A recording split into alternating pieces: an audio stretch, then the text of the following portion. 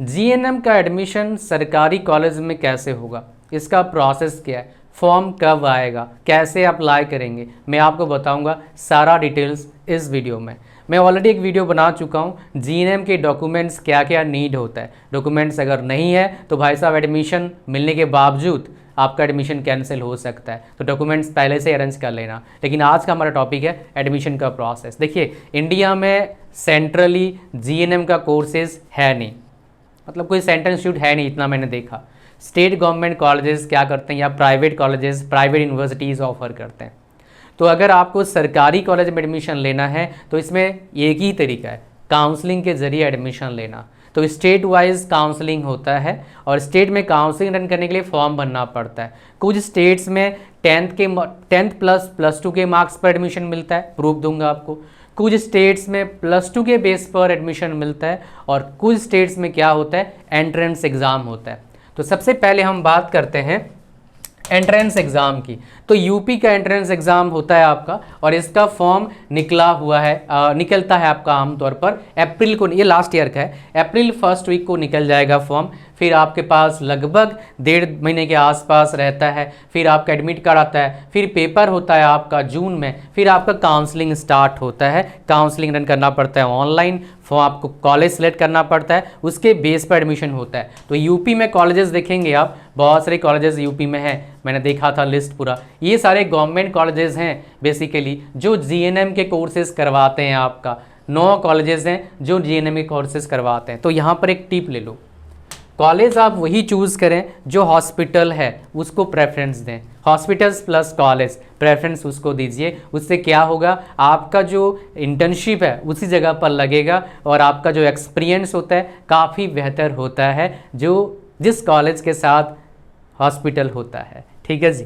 अच्छा, ये एमबीबीएस में भी होता है भाई, खाली जीएनएम में नहीं होता है। तो ये यूपी वाला आपको बता दिया, एंट्रेंस एग्जाम होता है। बोलेंगे सर एंट्रेंस में आपने बताया एंट्रेंस एग्जाम होता है यूपी वाले में, ठीक है जी, मान लीजिए, मान लिया। एंट्रेंस में क्वेश्चन क्या पूछा जाता है, ये सवाल आपका होना चाहिए और ये बिल्कुल जायज़ है आपका सवाल पूछना। मैं आपको दिखा देता हूँ, एलिजिबिलिटी बता चुका हूँ, +2 वाला इंग्लिश होनी चाहिए और साइंस बायो को बेसिकली प्रेफरेंस दिया जाता है आपका इस चीज़ में। तो यहाँ पर देखो सिलेबस, मैंने अगर सिलेबस यहाँ पर मिल जाता है मैं आपको दिखा दूंगा। मेरे को लगता नहीं यहाँ पर सिलेबस इन्होंने दिया है, बट आमतौर पर सिलेबस क्या होता है मैं आपको बता देता हूँ। मैं बाकी जगह पर देखा हुआ है, 1 मिनट रुक जाओ, मैं एक बार चेक कर लेता हूँ सिलेबस अगर मिल जाता है। तो यहाँ पर क्वालिफाइंग नेचर, सिलेबस रिजल्ट आ गया भाई, क्वालिफाइंग नेचर का देख लें, सिलेबस हमको देखना है यहाँ पर। तो यहाँ पर देख लीजिए सिलेबस क्या होता है, देख लो यहाँ पर एग्जामिनेशन का सिलेबस क्या होगा। 100 क्वेश्चन आपका आएगा, हर क्वेश्चन अगर सही करते हो 1 नंबर मिलेगा। कुछ जगह पर नेगेटिव मार्किंग होता है, कुछ जगह पर नहीं होता है। जैसे यूपी का जो लास्ट ईयर का पेपर हुआ था इसमें नेगेटिव मार्किंग नहीं था। मतलब क्या है, अगर आप आंसर देते हो, अगर आंसर गलत देते हो तो आपका माइनस में मार्क्स नहीं जाएगा। लेकिन अगर आप आंसर देते हैं, कुछ जगह पर गलत आंसर देते हो तो माइनस नंबर होता है। तो यहाँ पर वो वाला नहीं है, माइनस में नहीं जाएगा। अच्छा, तो यहाँ पर क्या है, मीडियम क्या होगा, इंग्लिश एंड हिंदी होगा आपका। साइंस का क्या हो जाएगा, 10th लेवल तक होगा आपका, 50 क्वेश्चन आएंगे इसमें। जनरल नॉलेज का क्या हो जाएगा, 12वीं के बेस पर होगा, इसमें 30 क्वेश्चन आएगा। और इंग्लिश का 12वीं लेवल पर होगा आपका, इसमें क्या आएगा, 20 क्वेश्चन आएगा। टोटल 100 क्वेश्चन आपके पास होगा, है ना, उसका पेपर आपको होगा। और टाइम आपको मिलेगा कितना, 140 मिनट। 100 क्वेश्चन 140 मिनट, मतलब 2 घंटा 20 मिनट आपको टाइम मिलेगा पेपर का। ठीक है जी। और इसमें मिनिमम जो क्वालिफाइंग मार्क्स है, जनरल का 50% है, जनरल पीडब्ल्यूडी 45%, अगर आप SC कैटेगरी से हैं, ST कैटेगरी से हो, OBC से हो तो 45% है, और SC ST PWBD उनका भी 45% नहीं है, परसेंटाइल है। परसेंटाइल और परसेंट में डिफरेंस होता है। परसेंटाइल हमेशा क्या होता है, जो टॉप बच्चा है मार्क्स लाए उसको बेस बना के, मतलब उसको 100 मान के कैलकुलेट किया जाता है। ठीक है जी, ये हो गया यूपी का हिसाब किताब। अब चलते हैं हमारे पास उड़ीसा में, चलते हैं जीएनएम का एडमिशन में क्या इनका बेसिकली मेरिट लिस्ट का क्राइटेरिया लास्ट ईयर था, इस बार हम देखेंगे। इस बार तो भाई हमेशा लगभग सेम ही होता है। तो यहाँ पर देखेंगे यहाँ पर जो मेरिट लिस्ट बनेगा मैं आपको दिखाने की कोशिश करता हूँ, मेरिट लिस्ट जो बनेगा जीएनएम का, ताकि आपको पता लग जाए। ये तो भाई साहब एलिजिबिलिटी क्राइटेरिया है, मेरिट लिस्ट बहुत इंपॉर्टेंट रोल प्ले करता है। तो यहाँ पर जो मेरिट लिस्ट बनता है, जो मैंने देखा है बेसिकली आपका 10th के मार्क्स को लिया जाता है एज वेल एज 12th के मार्क्स को भी लिया जाता है, उसके बेस पर बनता है। बट मेरा काम है आपको पूरा प्रूफ दिखाना, वो मैं प्रूफ दिखाऊंगा। तो यहाँ पर देख लीजिए मेरिट लिस्ट आपका कहाँ से बनेगा, मैं आपको दिखा देता हूँ, एक सेकेंड। ये मेरिट लिस्ट वाला फ्रीज एंड फ्लोट वाला हिसाब किताब रहता है यहाँ पर। तो मेरिट लिस्ट कहाँ से बनता है एक बार देख लेते हैं। यहाँ पर मेरिट लिस्ट कहाँ है भाई, मेरिट लिस्ट आपका कहानी इतना लंबा चौड़ा, ये आ गया मेरिट लिस्ट कहानी। तो जीएनएम का देखोगे मेरिट लिस्ट आपका यहाँ पर बनता है।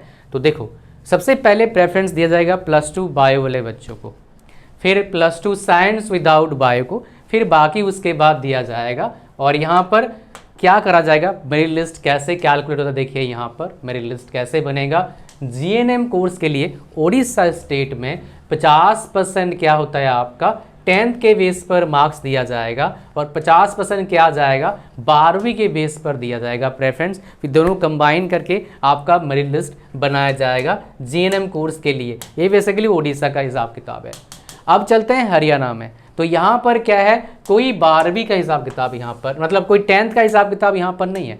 मैं आपको दिखाता हूँ, यहाँ पर मेरिट लिस्ट बनता है आपका सिर्फ क्वालिफाइंग नेचर पर।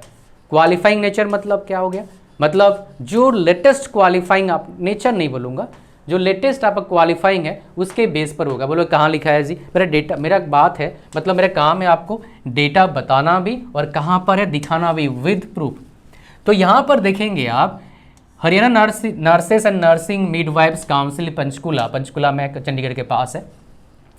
तो इनका जो होगा मेरिट ड्रॉन होगा on the basis of qualifying examination. Qualifying examination क्या है, 12वीं के एग्जाम पर किया जाएगा एडमिशन सारे कोर्सेज के लिए, चाहे एएनएम हो चाहे जीएनएम हो। हम जीएनएम की बात कर रहे हैं तो यहाँ पर होता है। तो हर स्टेट का अलग कहानी है। जैसे बंगाल में उसका एंट्रेंस एग्जाम होता है, आपका खुद का एंट्रेंस एग्जाम करवाते हैं। तो इस हिसाब से क्या होता है, सरकारी कॉलेज में एडमिशन लेना है तो इसका फॉर्म बनना पड़ेगा, काउंसलिंग करना पड़ेगा, उसका जो बताया प्रोसेस, एंट्रेंस दीजिए, या फिर एंट्रेंस नहीं है तो भाई जिसके बेस पर मेरिट लिस्ट बन रहा है उसको दीजिए, उसका फॉर्म फिल करिए, फिर मिल जाएगा। फीस सरकारी कॉलेज में क्या होता है, बहुत सस्ता होता है। डिटेल वीडियो में और आपको दिखा दूंगा फीस कितना होता है, उससे आपको पता लग जाएगा। जॉब्स का भी बहुत सारे अपॉर्चुनिटीज़ है जीएनएम के बाद, खास करके एक जॉब होता है आरआरबी में, रेलवे में, उसमें मैं डिटेल वीडियो बना के दूंगा। तो उसमें आपका क्या है, उसमें आपका 75,000 तक का आपका सैलरी मिलता है, 75,000 तक सैलरी मिलता है, समझ रहे हो।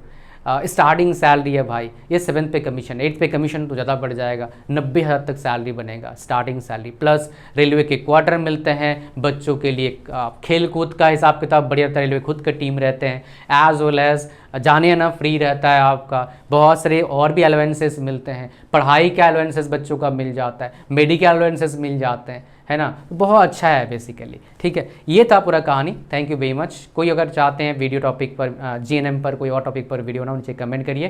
चैनल को सब्सक्राइब करना जरूर, फ्री है, कोई बायस नहीं, कोई हाइप नहीं, कोई फेक इंफॉर्मेशन नहीं, सिर्फ वेरीफाइड इंफॉर्मेशन, और आपके बेहतर फ्यूचर के लिए। मेरा बेहतर फ्यूचर तो बन चुका है भाई इतने साल से, ठीक है। Thank you very much, God bless you all, bye bye.